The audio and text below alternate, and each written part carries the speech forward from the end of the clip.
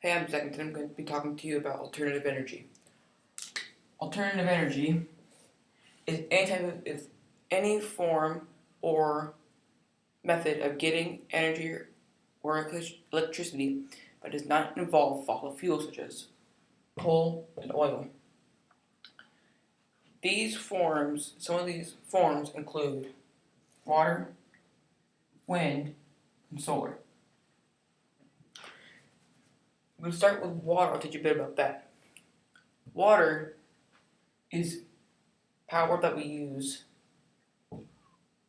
Hydroelectric dams is the first method we're going to look at. Hydroelectric dams are these dams that form rivers, lakes, which use water to power them. Water flows to these big turbines, kind of like these big head of wheel things, that revolve around when water strikes them. Not really strikes them, but the water flows through them. This creates electricity. But this isn't a very good method. We don't use this method very much because to power one light bulb,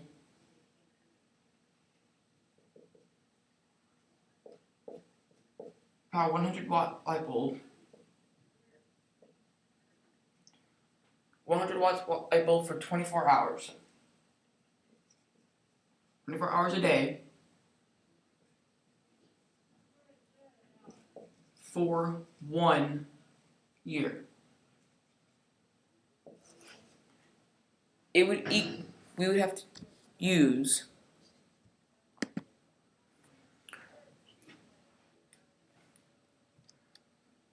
it would be about 714 pounds of coal.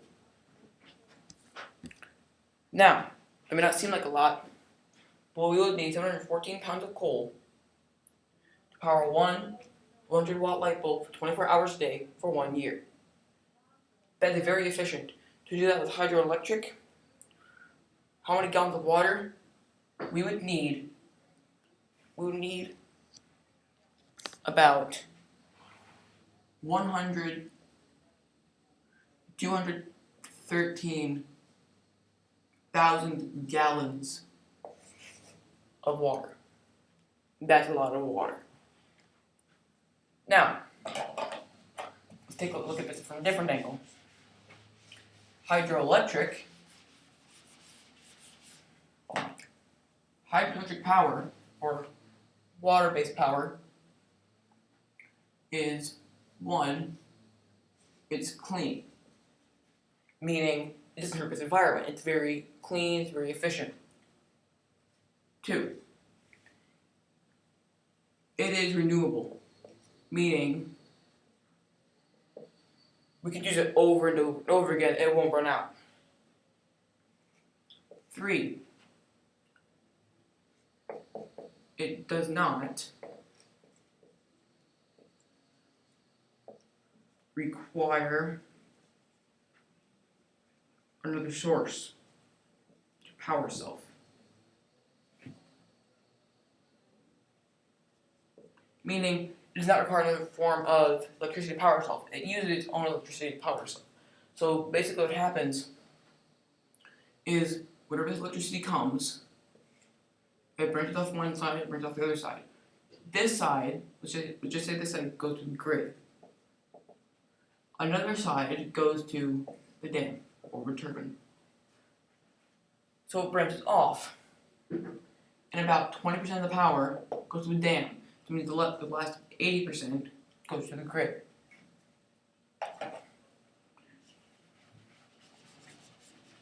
Okay, one more good reason that we should use it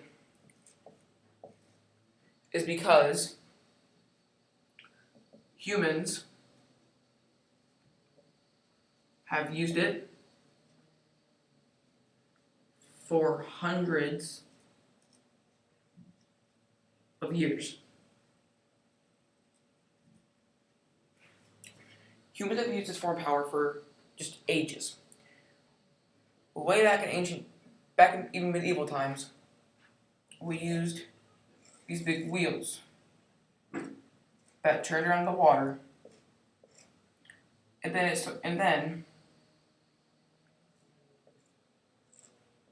say the house here, and then inside there would be an axle. So here's the wheel. See this wheel right here, okay?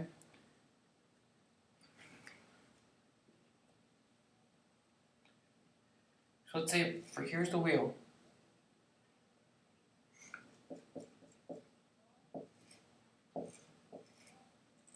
Here's the building. This is the axle right here. This axle became to another axle. And there'd be kind of a cog right here that turned this. And then this would revolve. And revolve around and around and around. Make it this kind of little grinder thing. This little grinder would grind up things like wheat, barley, oats, and other grains. We've been using this form of power for just ages, for many different forms, for different processes. We even used it at one time to milk cows. We used it for butchering, we used it for cooking, for other things. We used friction to cook our meat at one time. So there is your brief summary on water power, hydroelectric.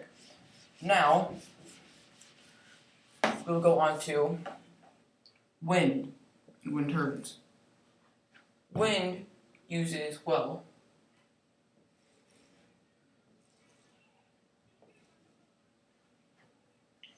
there will be these big wind turbines, such as where I currently live in Iowa, with these big, huge, kind of like windmills, but they're not windmills, they're big wind turbines, and they have these little propeller type of things on them.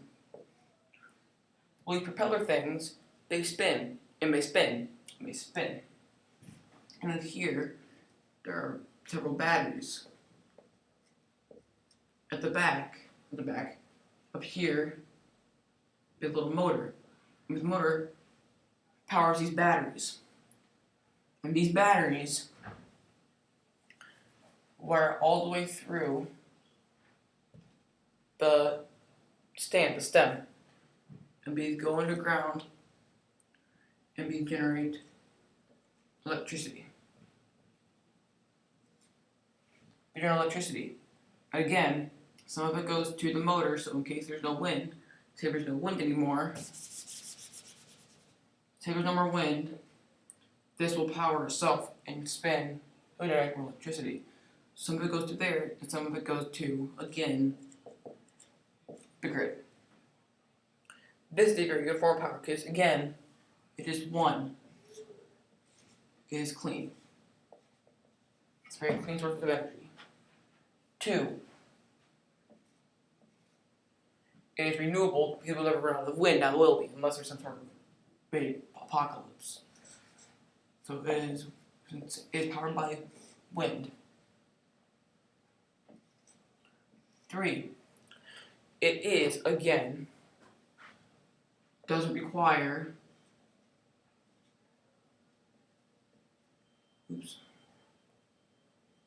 doesn't require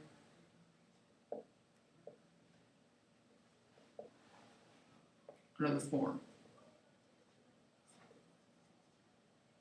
And it is self-sufficient.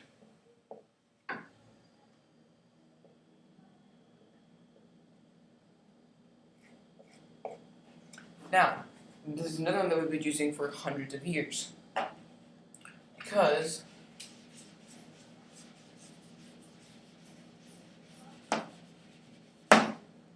years ago, we had these big, well, not necessarily big, but we had these windmills. I'm sure you probably heard of them. That's probably what you call them, wind turbines. But they were sort of these big, weird buildings, and they had on them these big propeller things. And these big propeller things used the wind. And when the wind blew,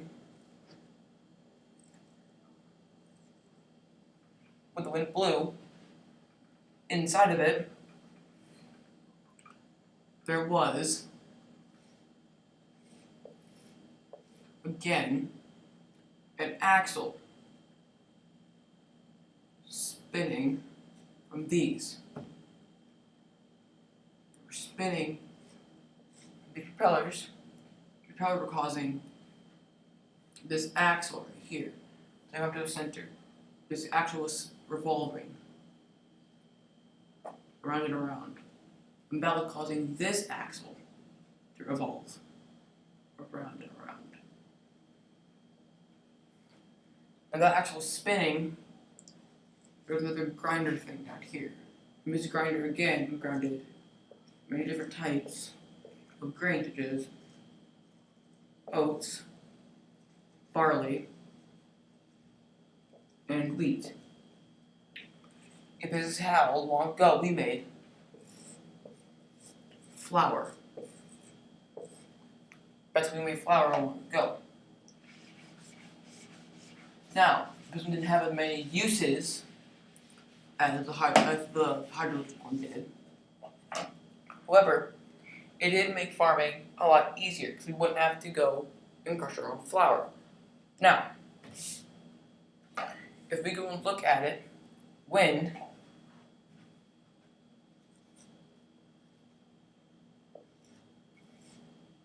and fossil, we call it fossil.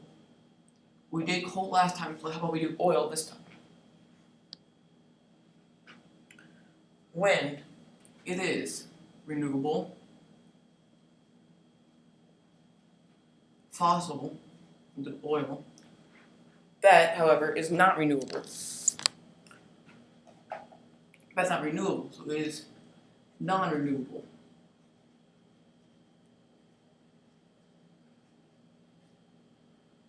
Wind, we can pay it off in 7 years. However, oil, it gets paid off in 10 years. If we look at this from a more economical view,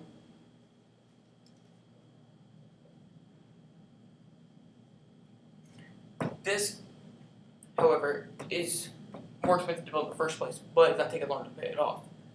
This is cheaper to begin with, but takes longer to pay it off. And takes only about 10 months to get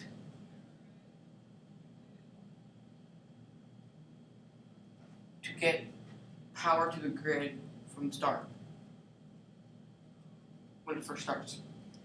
This takes about 10 years to get out of the ground.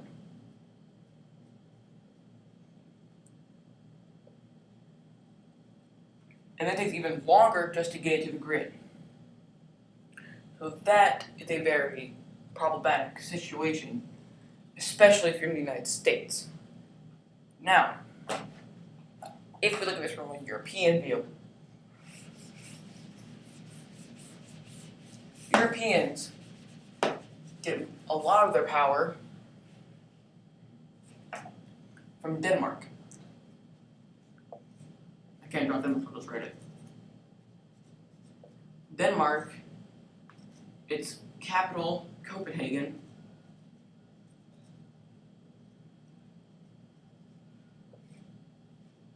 Copenhagen has a wind farm.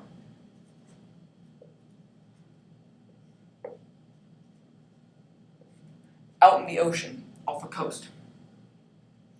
So if we say that this is Denmark, I know it's bad, but this is Denmark.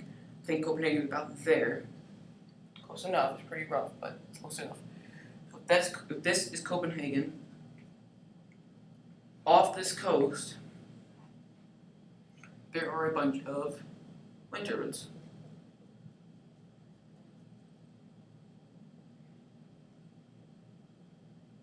It's bad looking across.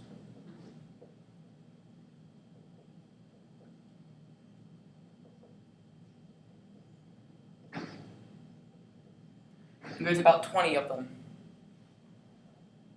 So, right there, that's a lot of wind turbines. And all those wind turbines power pretty much all of Denmark. And a lot, and quite a bit of Europe in general.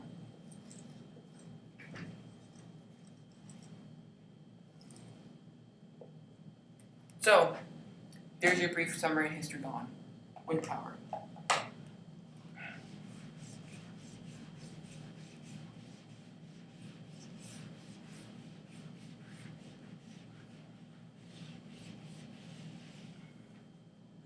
And I'm afraid I'm going to stop there because next time we'll be doing